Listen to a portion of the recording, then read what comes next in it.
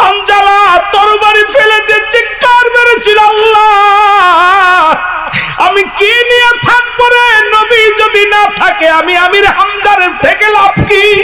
সেদিন চিৎকার মেরে কেঁদেছিল। আর আমিরে হামজাকে হত্যা করেছিল ওয়াসি এসে। এই দুনিয়ার মধ্যে এমন ভাবে পৃথিবীর ইতিহাসে এমন জঘন্য ইতিহাস আর কেউ শোনে নাই রে মুসলমান।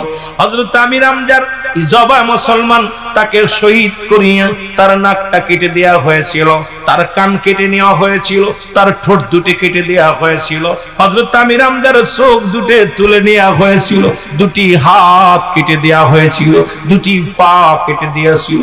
সবচেয়ে বড় কষ্ট মুসলমান শুনে নাও, এই আমিরে হামজা রাদিয়াল্লাহু তাআলা এই কলিজাটা বুকটা ফাড়িয়া আবু লাহাবের দুষ্ট মহিলা, শুনে নেন, আবু লাহাবের বিবি হিন্দা এসে আমিরে হামজার বুকটা ফাড়িয়া, মুসলমান শুনে নাও, তরবারি দিয়া বুকটা ফাড়িয়া কলিজাটা বাইর করিয়া তাজা কলিজা চাবায়া চাবায়া খেয়েছিল। পৃথিবীর ইতিহাস কেমনে মেনে নিবি রে মুসলমান? আমার রাসূলের চাচার কলিজাটা চাবিয়ে খেয়েছিল।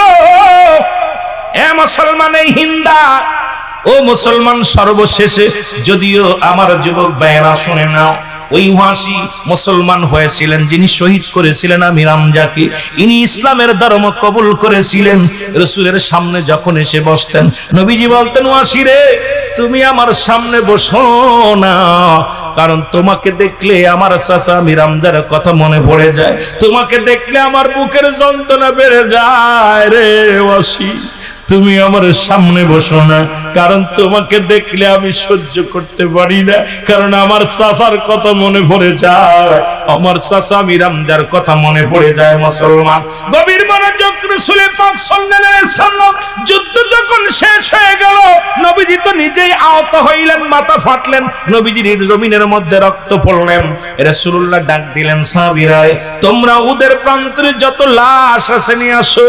লাশগুলো তুলে তুলে আনা হলো, এক একটা দেহ মোবারক নবীর সামনে আনে। নবীজি চিৎকার মেরে কাঁদে আর বলে, রব্বে কারীম,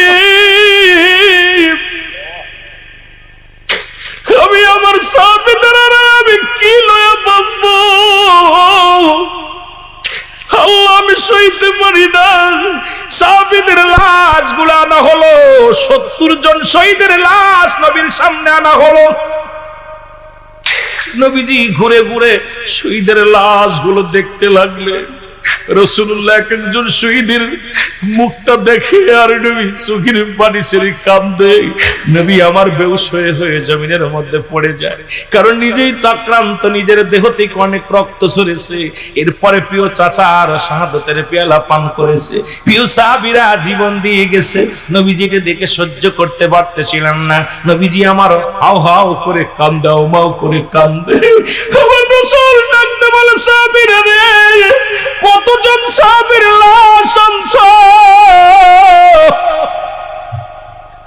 সাহাবীরা বলে, হুজুর একজন নয়, দুজন নয়, 70 জনের লাশ এখানে শুয়ানো আছে।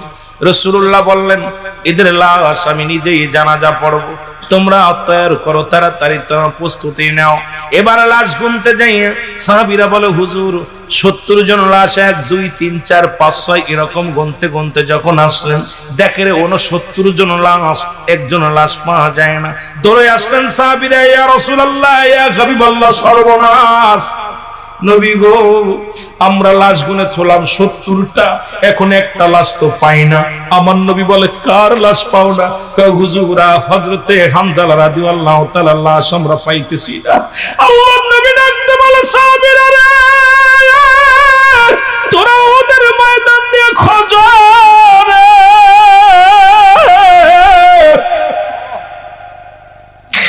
না জানি আমার হামজালার লাশটা নিয়ে কাফেরেরা না জানি লাশের উপরে কি অত্যাচার করে, না জানি হামজালার দেহখানা গুম করে দেয়। তোমরা তাড়াতাড়ি আমার হামজালার লাশখানা খোঁজো, আমার হামজালার দেহখানা তাড়াতাড়ি খুঁজে আনো। রহমতের নবী যখন কালেমার দাওয়াত দেওয়া শুরু করলো, মক্কার মানুষেরা নবীরে নির্যাতন, নবীর লাঞ্ছনা, নবীরে কষ্ট দেয়া শুরু করলো। আমার আল্লাহ পাক ডাক দে বলে, জিবরিল যাও, তাড়াতাড়ি যাও, আমার হাবিবকে জানাই দিয়ে আসো, আমার নবী যেন আর দেরি করে না, ওই মদিনার বুকে যেন রওনা হয়ে যায়। কারণ এই দুনিয়ার মধ্যে নবুয়তের 13টা বছর পার হয়ে যায়। নবী আমার কত কষ্ট করে রে যুবক বন্ধুরা, শুনে নাও। এত কষ্ট করে আমার রাসূল শুধু কালেমার দাওয়াত দেওয়ার জন্য লাঞ্ছনা হয়। এই কালেমার দাওয়াত দেওয়ার অপরাধে মার খায়। কালেমার দাওয়াত দেওয়ার অপরাধে কত নীল মুসলমান, লক্ষ চোখের মুসলমান আড়ালে শত্রু হয়ে যায়, কত মানুষ আপনজন পর হয়ে যায়। অপরাধ শুধু একটাই, আল্লাহকে চিনানোর জন্য, আল্লাহর প্রেরিত রাসূল বান্দা নিজেকে পরিচয় মনে ধরার জন্য। একমাত্র পৃথিবীর মধ্যে নবী কষ্ট করলেন। জিবরিল আমিন ডাক দিয়ে কয়, নবী গো,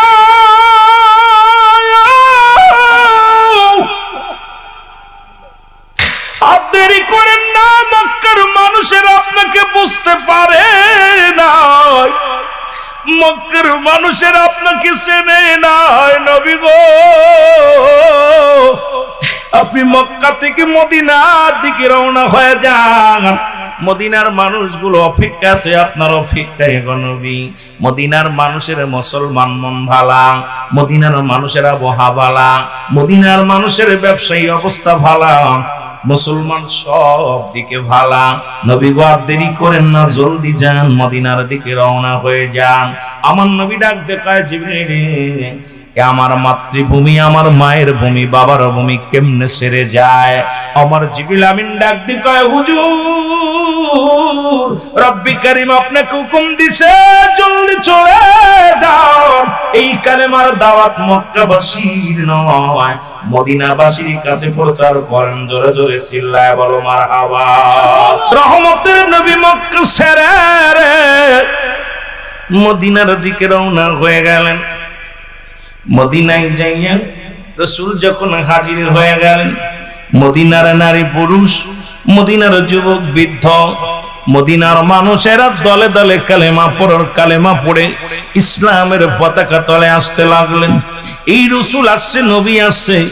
নবীকে তো মুসলমান মদিনার যুবকেরা দেখে নাই, বালকেরা দেখে নাই। দুইটা বালক ছুটে আসছে রাসূল দেখার জন্য। একটা বালকের বয়স 8, আর একটা বালকের বয়স 10। আজকে যেমন এই মাসুম বাচ্চা দুটো বসে আছে রে মুসলমান, এই বালক দুটি মুসলমান ছুটে আসছে, নবী আসছে, নবী আসছে। আরে ওরা তো চিন্তা করছে নবী মনে হয় কোন হালুয়া, আমরা নবী যে মানুষের মতো, আমাদের মতো চেহারা ছবি, এটা বুঝতে পারে নাই। বালক দুটি এক দড়ি ছুটে আসছে রাসূলের পাক সাল্লাল্লাহু আলাইহি ওয়াসাল্লামের কাছে। সালাম দা, আসসালামু আলাইকুম নবী গো।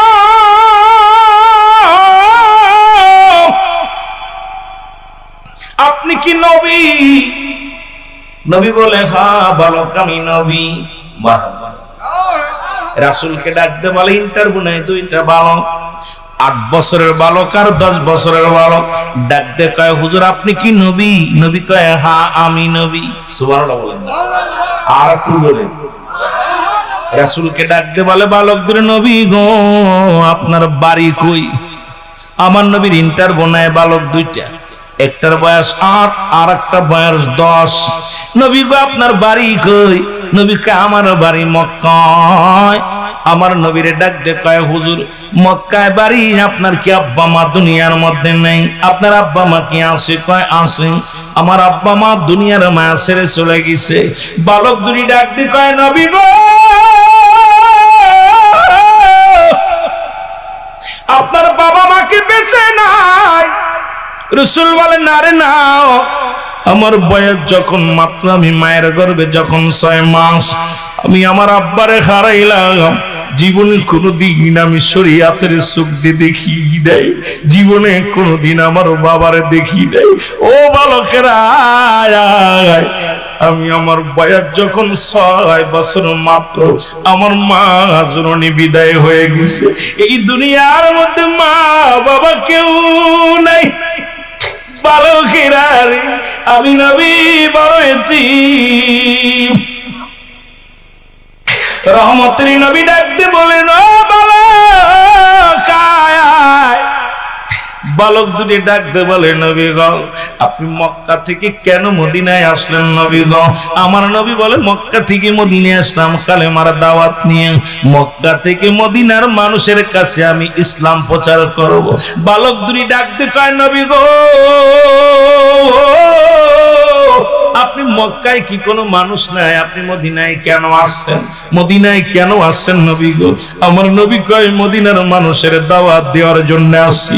বালক দুটি বলে, ইয়া রাসূলুল্লাহ, ইয়া হাবিবাল্লাহ, মদিনায় আসেন আপনি, মক্কার মানুষকে আপনার কথা শোনে না। আমার নবী কান্দার বলে, বালকের আরে মদিনার মানুষের আরে শোনো, ওই মক্কার মানুষের আমি নবীর পুরো কষ্ট দিছে রে।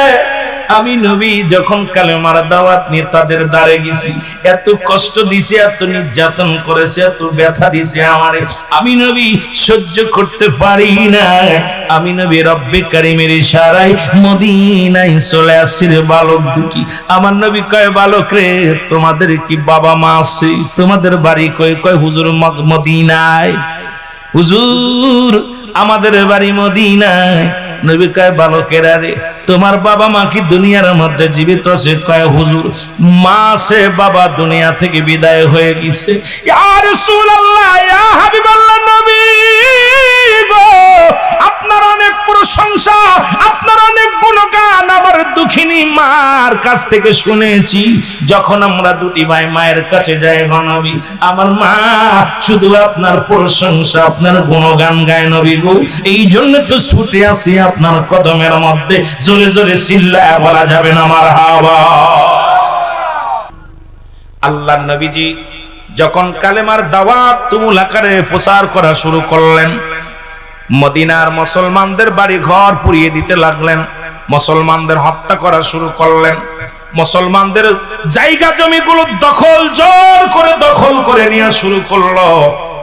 রহমতের নবী চোখের পানি ছেড়ে ছেড়ে কান্দে, চোখের পানি ছেড়ে কান্দার বড় রব্বে কারীম আমার আল্লাহ মুসলমানদের নির্যাতন করে, আল্লাহ মুসলমানদের রক্ত নিয়ে খেলা করে, রব্বুল আলামিন আমি সইতে পারি না, তুই মুসলমানদের বিজয় দাও, মুসলমানদের বিজয় দাও। আমার নবী রাহমাতুল লিল আলামিন দোয়া করে রব্বে কারীমের দরবারে। আমার আল্লাহ ডাকতে বলে, জিবরিল আর দেরি করো না, যাও যাও আমার নবীরে জানায় আসো।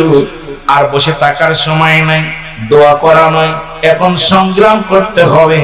আমার হাবিবকে জানায় আসো, সে যেন বাতিলের বিরুদ্ধে জিহাদ ঘোষণা করে। জোরে বলেন মারহাবা।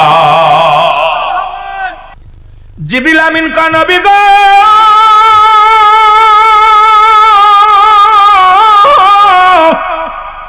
মুসলমানদের রক্ত জমিনের মধ্যে পড়ে, রব্বে কারীম সইতে পারে না নবী গো, আর বসে থাকবেন না, আপনি জিহাদের ডাক দেন।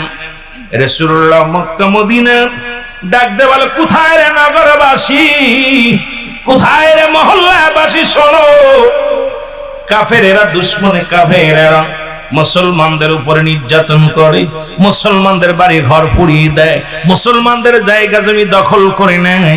আমি নবী ঘোষণা করে দিলাম, তোমরা বাতিলের বিরুদ্ধে জিহাদের জন্য তৈরি হও, জিহাদের জন্য প্রস্তুতি হও, যে কোনো মুহূর্তে ডাক আসতে পারে জীবন দেওয়ার জন্য, সবাই তোমরা প্রস্তুতি নাও। জোরে জোরে চিল্লায় বলেন মারহাবা।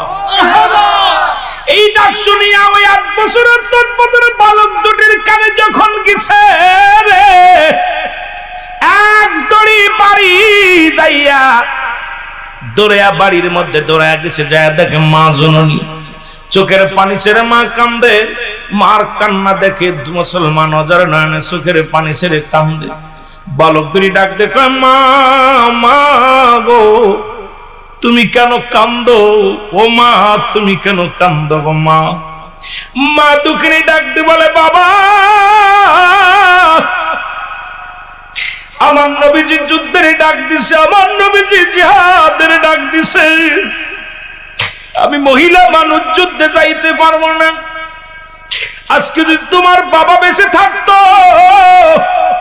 আজকে যদি তোমার বাবা বেঁচে থাকতো, আমার স্বামী যদি বেঁচে থাকতো, রাসূলের পক্ষে নিয়ে যুদ্ধের ময়দানে যাইতো, যুদ্ধের ময়দানে যাইয়া শাহাদাতের পেয়ালা পান করত, আর আমি কিয়ামতের ময়দানে দাঁড়ায়া বলতাম, আমি আল্লাহ, আমি শহীদের বিবি, আমি শহীদের বিবি হতে পারলাম না, এই কষ্ট বুকে নিয়ে কান্দি রে বাবা।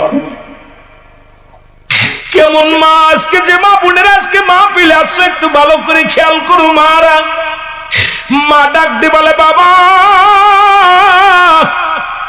তোমরা ছোট্ট মানুষ, তোমাদের তো নবীজি যুদ্ধে নিবে না, আমি মেয়ে মানুষ, আমাকেও তো যুদ্ধে নিবে না।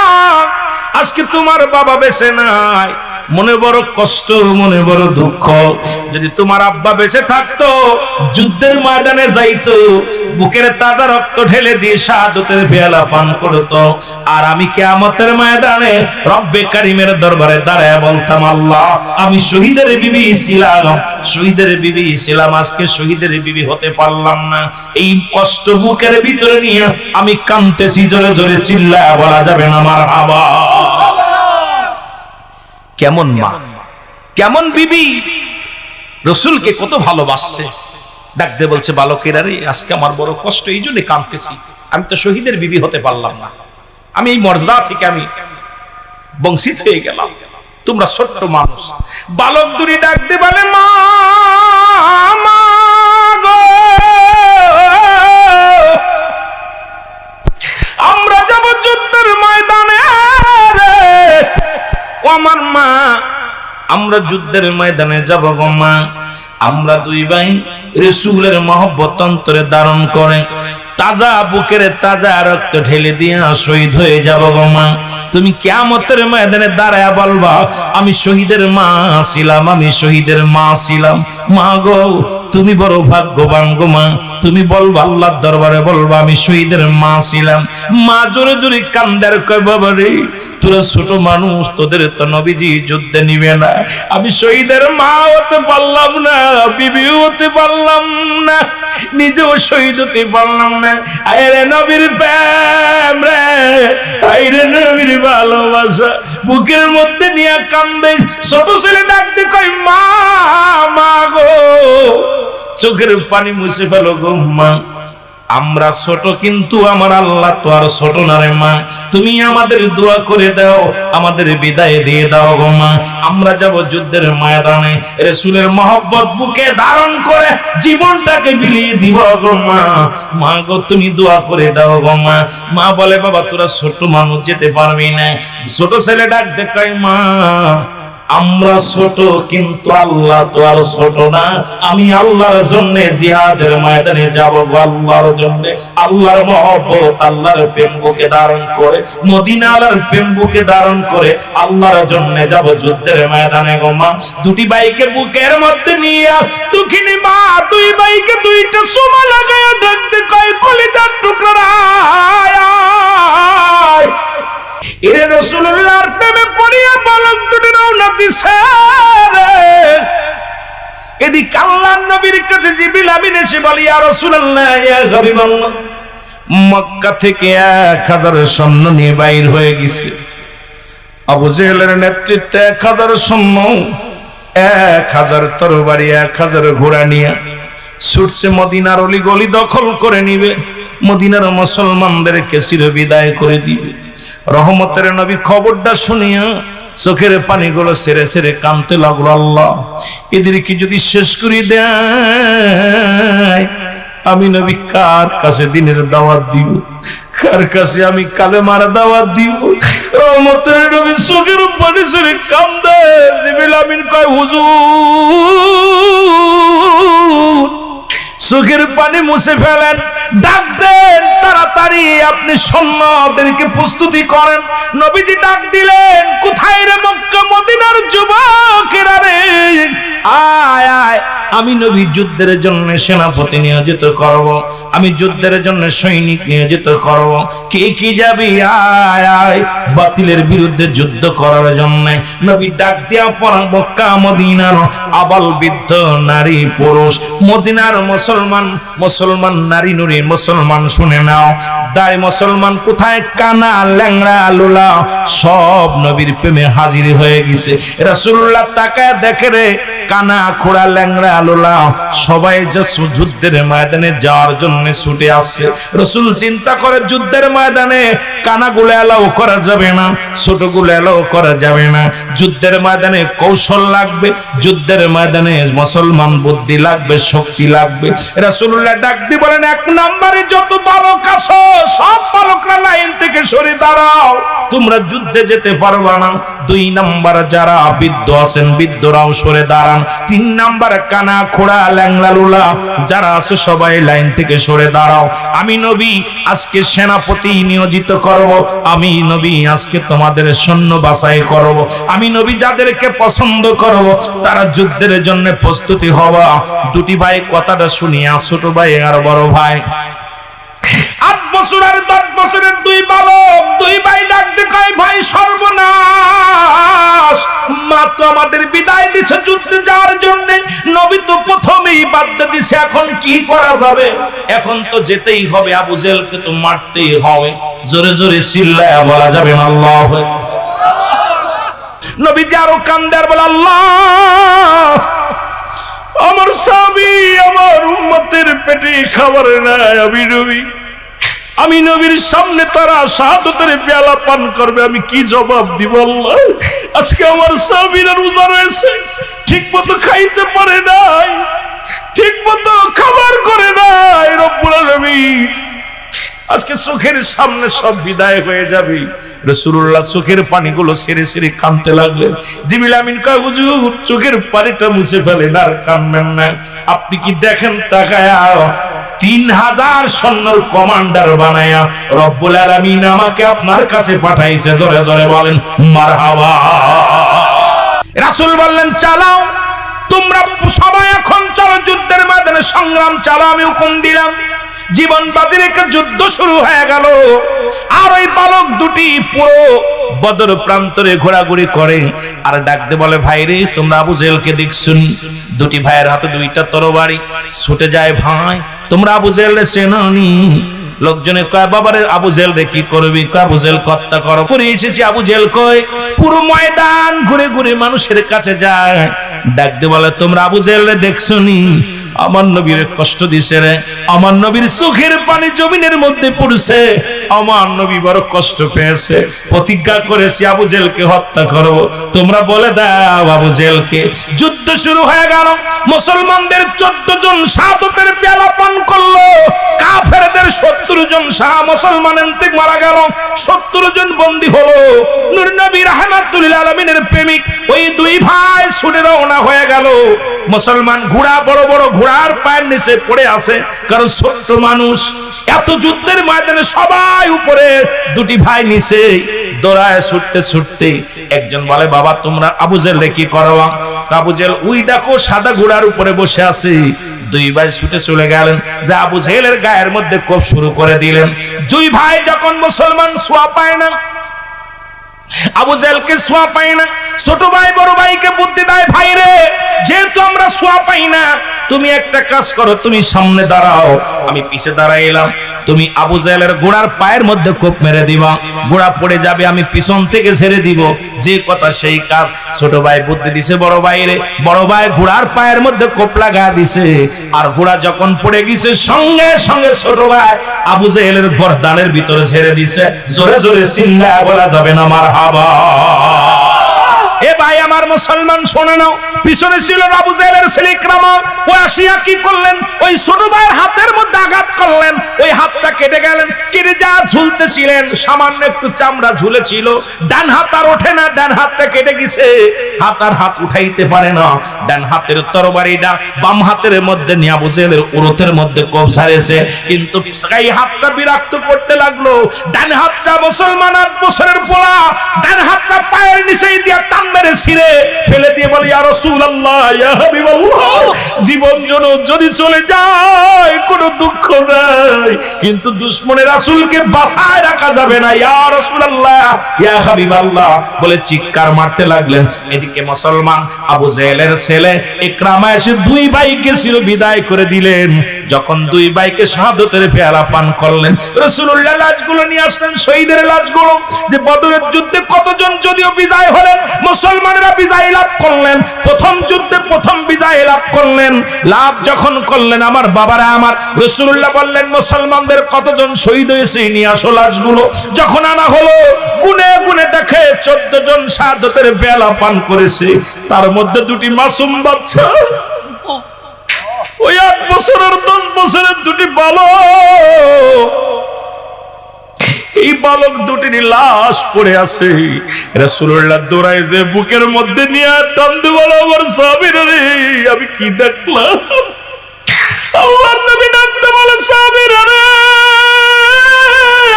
তোরা তাকায়া দেখ, তোরা তাকায়া দেখ। আরে নবী প্রেমিক কারে বলে, ইসলাম প্রেমিক কেমন করে বলে রে। আজকে ছোট ছোট দুটি মাসুম বাচ্চা আমি নবীকে ভালোবেসে জীবন দেয়া গেছে, আজকে তারা দুনিয়ার মধ্যে মায়া করেন নাই। নবীজি চোখের পানি ছেড়ে কান্দে, রব্বুল আলামিন, ও রব্বুল আলামিন, এই মাসুম বাচ্চা দুটিরে তুমি দুনিয়া থেকে নিয়ে গেলে, আমার আল্লাহ ডাক দেখাই জিবরিল রে, আবার হাবিব রে সান্ত্বনা দে। কারণ জান্নাতের দরজাগুলো এত সুসজ্জিত করে সাজাইছে, জান্নাতি ফেরেশতারা স্বাগতম জানানোর জন্য ওই বালক দুটির জন্য অসংখ্য ফেরেশতারা, ওই ফেরেশতারা জমিনের মধ্যে নেমে আসে। আমার হাবিবকে জানায়, আয় রে, ওই দুইটা বালকের জন্য 8টা দরজা উন্মুক্ত হয়ে গেছে। ধরে বলেন সুবহানাল্লাহ। এই বদরের প্রান্তরে বালক দুইটি আজকে যেমন এখানে বসে আলোচনা শুনতেছেন, রাসূলের মহব্বতে বালক দুইটা জীবন দিয়া দিয়েছে। জীবনের মায়া করে নাই। ভালোবাসা কারে বলে, কাকে বলে ভালোবাসা? আজকে আমার ভাইয়েরা, আমার বন্ধুরা, আমার আজকে যারা নবীর প্রেমে বসে রইলেন, আপনাদেরকে কি বলে ধন্যবাদ জানাইব, কি বলে আপনাদের সান্ত্বনা দিব? এই নবীর প্রেম ভালোবাসাকে বলেছি, যার অন্তরে যতটুক তার ঈমান বলতে ততটুক। নবী বলেন, হায়াতি খায়রুল লাকুম, আমার হায়াতের জিন্দেগিটা আমার উম্মতের জন্য কল্যাণ স্বরূপ। যারা এইটা চিন্তা করে, নবী আমার মডেল, নবী আমার জিন্দেগি, নবী আমার বন্দেগি, নবী আমার সব, এই মানুষগুলো কেন নবীর প্রেমে পড়বে না? কারণ নবীর প্রেমের মালা যারা গলায় পড়েছে, এরা তো দুনিয়া আখিরাত দুইটায় কামাই করেছে। জোরে বলেন মারহাবা। একটু মহব্বতের সঙ্গে দুরূদ শরীফ পড়ুন, আল্লাহুম্মা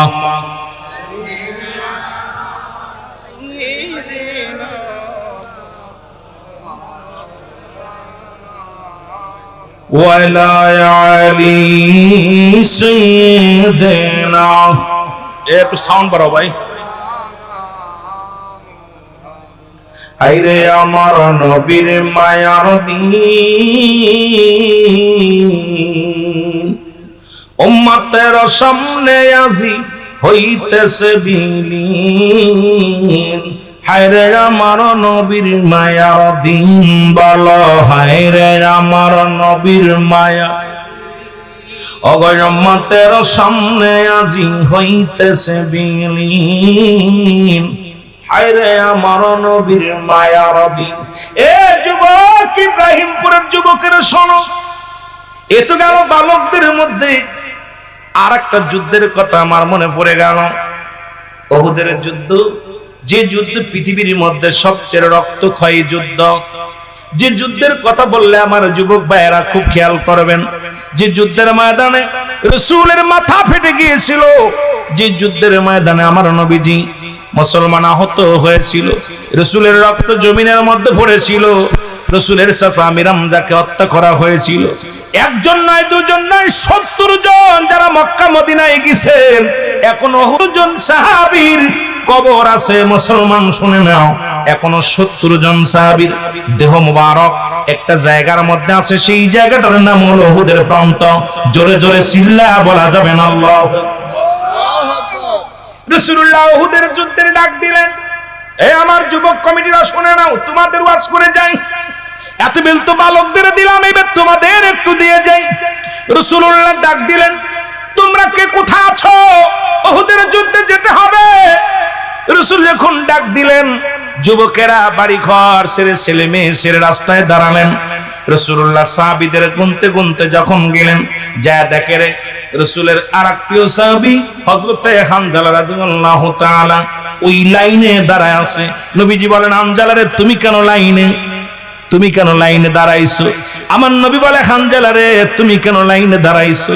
বলে, ইয়া রাসূলুল্লাহ, ইয়া হাবিবাল্লাহ, আমি যুদ্ধে যাব। আমার নবী বলে, হানজালা রে তুমি যুদ্ধে যাবা, গতকালকে তোমারে আমি বিয়ে করাইলাম নিজে থেকে, সুতরাং আজকের রাত হলো তোমার বাসর রাত, আজকের রাত হলো ফুলসজ্জার রাত, আজকে হলো দুজনের মিলনের রাত। তোমার বিবির প্রতি একটা হক আছে রে হানজালা, তোমাকে যুদ্ধে যাওয়া লাগবে না, তোমার বিবির হকটা আদায় করো। যুবক বাবারা শোনো, আজকে যারা রাত কষ্ট করে রাত দিকে আলোচনা শুনতেছো, এত রাত পর্যন্ত বসে আছো, ও আমার প্রেমিকেরা শুনে নাও, নবীর প্রেমিকেরা শুনে নাও।